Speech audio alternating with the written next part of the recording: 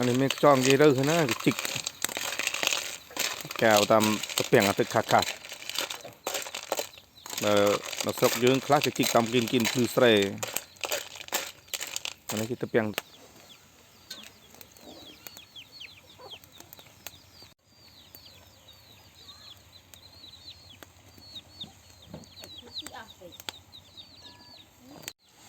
เนี่ยจังหกจักจองอ่ะจองไหนจองไอ้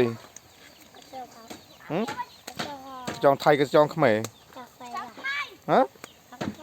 ก็ได้สิยังก็ได้จองไอ้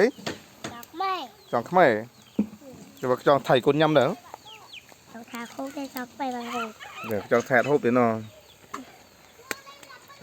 ก็ไม่เล่นจูตลอดเลยชาคือจองเจ้าเลย